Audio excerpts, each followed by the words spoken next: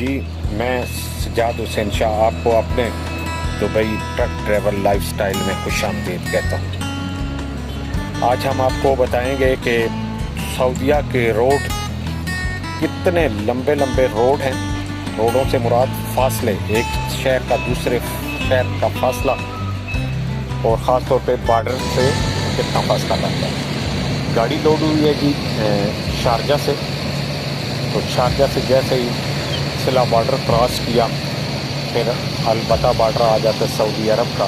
البتہ بارڈر میں آپ کسٹم کلیئر کرتے ہیں تو وہاں سے آپ پٹرول یا ڈیزل ڈلوانے کے لیے ساتھ ہی پمپ ہوتا ہے، وہاں سے آپ ڈیزل ڈلواتے ہیں، کیونکہ سعودیہ اور UAE کے ڈیزل میں بہت زیادہ ریٹ کا فرق ہوتا ہے۔ جیسے ہی آپ نکلتے ہیں تو آپ کو ملے گا جی تمام 450 کلومیٹر البتہ بارڈر سے، تمام ایگزیکٹ 450 کلومیٹر، 450 کلومیٹر کا سفر ہے، اور جو ریاض ہے وہ 540 کلومیٹر کا سفر بنتا ہے البتہ بارڈر سے۔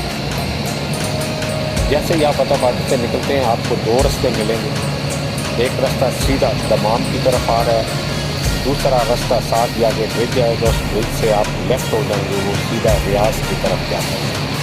ریاض سعودی عرب کا دارالحکومت بھی ہے، اور تمام جو ہے وہ بندرگاہ ہے، پورٹ ہے، جہاں بہت زیادہ بزنس ہب ہے، انڈسٹریل ایریاز بہت زیادہ ہیں، جبیل انڈسٹریل ایریا ہے، اور تمام کے اندر انڈسٹریل ایریا ہے۔ تو زیادہ تر جو لوڈ ہوتے ہیں دبئی سے جو آتے ہیں وہ زیادہ تر لوگ تمام ریاض اور جدہ کے ہوتے ہیں۔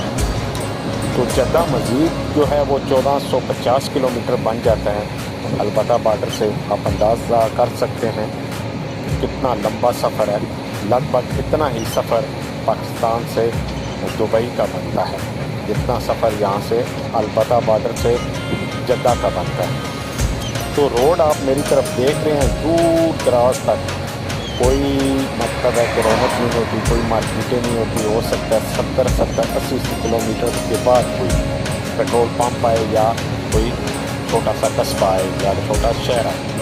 سینٹر میں ان کے شہر ضرور آتا ہے، اگر آپ تمام کی طرف آ رہے ہیں تو حفوظ شہر آئے گا، لگ بھگ وہ بھی کہہ سکتے ہیں کہ آپ 220-25 کلومیٹر کے بعد۔